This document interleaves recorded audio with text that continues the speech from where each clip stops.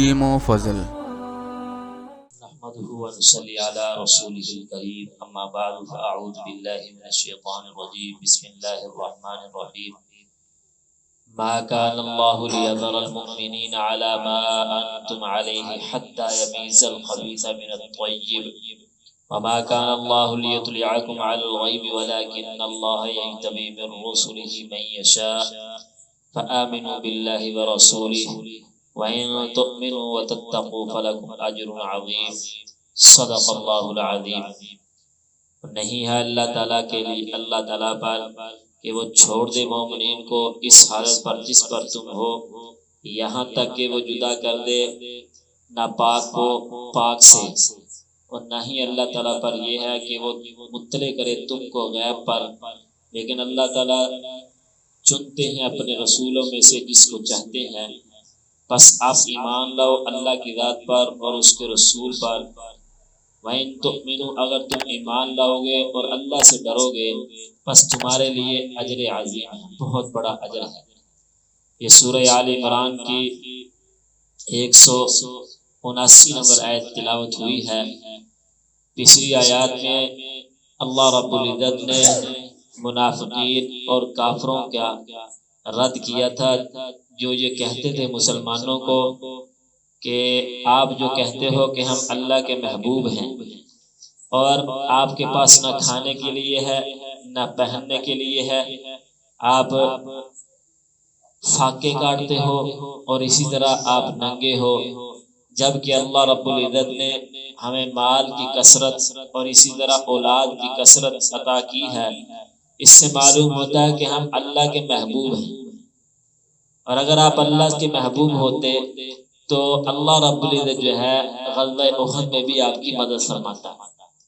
تو اللہ رب العزت ان کا رد فرمایا کہ یہ جو مال کی کثرت، اولاد کی کثرت اور اسی طرح دنیا کے اندر اسباب کی جو کثرت ہے وہ اس لیے نہیں ہے کہ آپ اللہ کے محبوب ہو، بلکہ اس لیے ہے کہ اللہ رب العزت آپ کو آزماتے ہیں یا آپ کو ڈھیل دیتے ہیں کہ اور سرکشی کرو۔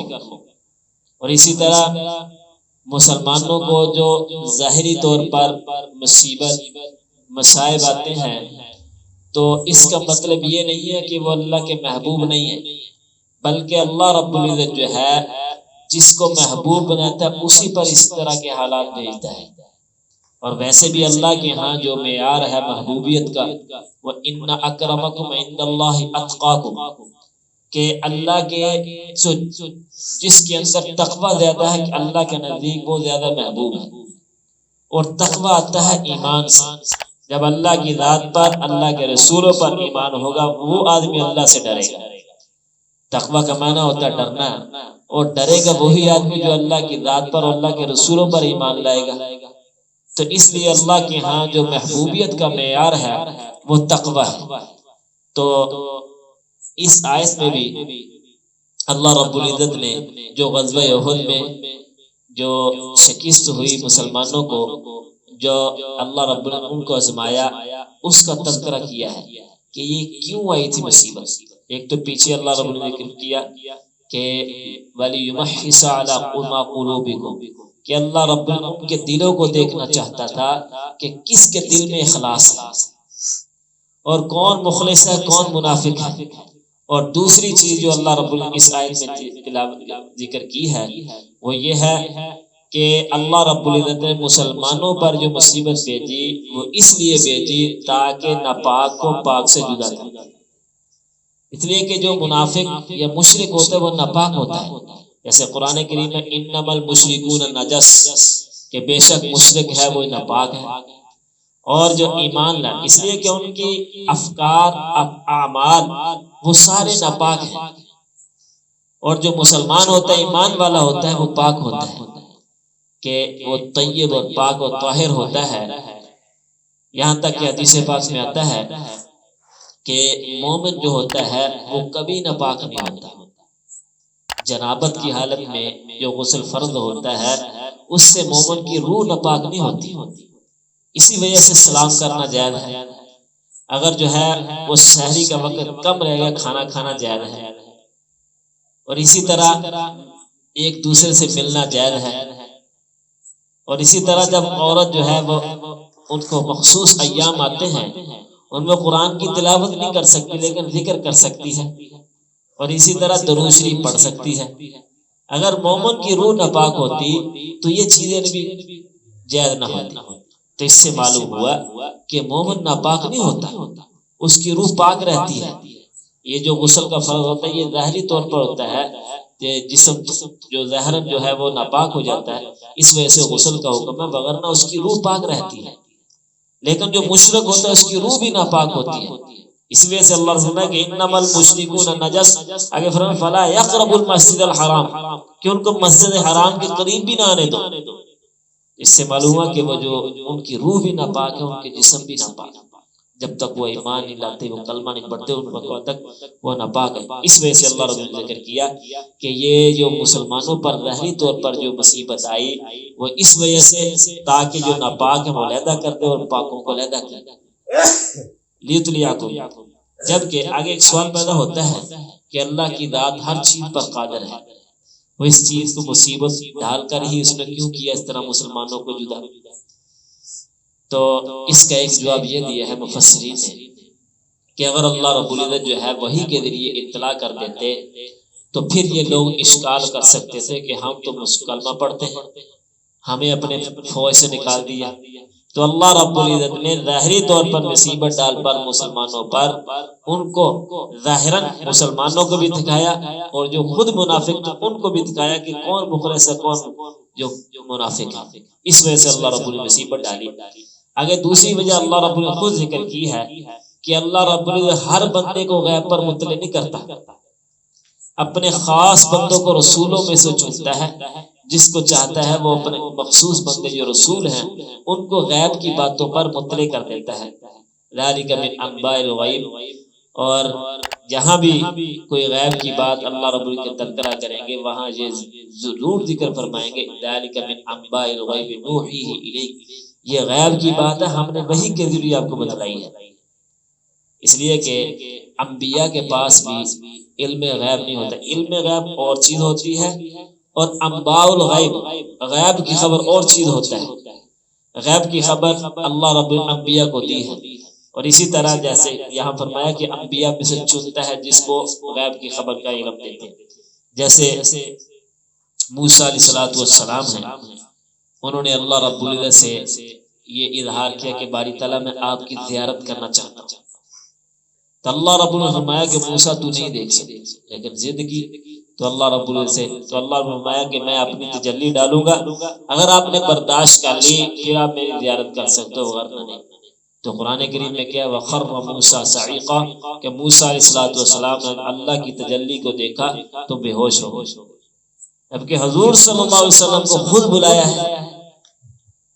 تو اس لیے انبیاء میں سے انبیاء کے بھی مراتب ہیں، سب سے اعلیٰ افضل مقام حضور صلی اللہ علیہ وسلم، اور تمام لوگوں سے جو اللہ رب العزت غیب کی خبروں کا علم دیا ہے وہ انبیاء کو دیا ہے، اور انبیاء میں سے سب سے زیادہ علم حضور صلی اللہ علیہ وسلم کو دیا ہے۔ اسی وجہ سے حضور صلی اللہ علیہ وسلم کی دعا کہ ربی زدنی علما، کہ باری تعالیٰ میرے علم میں اضافہ۔ تو اللہ رب العزت نے اتنا علم دیا حضور صلی اللہ علیہ وسلم کو، اتنا کسی نبی کو نہیں دیا۔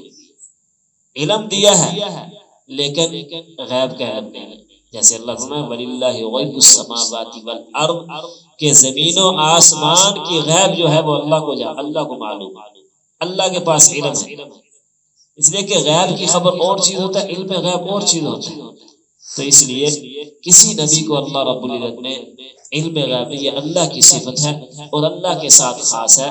اگر کسی نبی کے ساتھ یہ متصف کی جائے پھر اللہ اور نبی کے درمیان کوئی فرق نہیں رہتا، جیسے باپ اور بیٹے کے درمیان فرق ہوتا ہے، باپ ہوتا ہے، بیٹا بیٹے کا وہ مقام نہیں جو باپ کا ہے، تو اسی طرح اللہ کا وہ مقام نہیں ہے جو کسی کا، جو اللہ کا مقام ہے وہ کسی نبی کا مقام نہیں، اللہ سے نیچے۔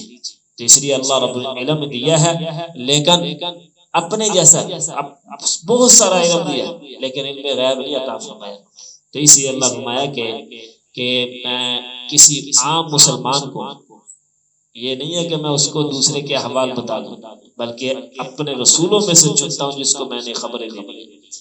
اب فرمایا آپ کے لیے کیا ہے مسلمانوں کے لیے کہ وہ اللہ اور اللہ کے رسول پر ایمان لائیں کہ جیسے اللہ رب الحکم دیا اور جو حضور صلی اللہ علیہ وسلم نے بتایا. اس لیے کہ غیب کہتے ہیں کہ جو چیز عقل میں نہ آ سکے. بعض مفسرین نے غیب کی تعریف یہ کی ہے کہ وہ چیز جو حس میں نہ آ سکے، جو حضور صلی اللہ علیہ وسلم نے ہمیں بتلائے ہیں احوال قبر کے، حشر کے، اور اس طرح جنت کے، دوزخ کے، کسی کے انسان کی عقل میں نہیں آتے. صرف ایمان لانا ہمارے لیے ضروری ہے. پہلے اس بارے میں اللہ نے فرمایا کہ ایمان والے وہ ہیں، متقین وہ ہیں جو غیب کی باتوں پر ایمان لاتے ہیں. جب ہم ایمان مفصل پڑھتے اس میں ساری چیزیں یہی، نہ ہمارے ذہن میں فرشتے آ سکتے ہیں، نہ اسی طرح جنت دوزخ، لیکن ایمان لانا ضروری ہے. اس لیے کہ حضور صلی اللہ علیہ وسلم نے ہمیں بتلا دیا، تو اس وجہ سے ہمیں ایمان لانا ضروری ہے.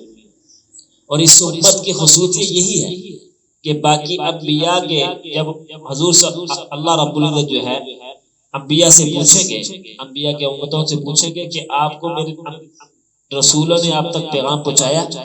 وہ جھوٹ بولیں گے نہیں پہنچایا. تو پھر انبیاء کو بلایا جائے گا کہ یہ لوگ کہتے ہیں کہ میرا پیغام نہیں پہنچایا، تو انبیاء فرمائیں گے کہ پہنچایا. اللہ رب میں گواہ دو. تو پھر اس امت کو پیش کیا جائے گا کہ یہ باقی انبیاء کے جو ہے حق میں گواہی دیں گے کہ انہوں نے لوگوں تک پیغام پہنچایا.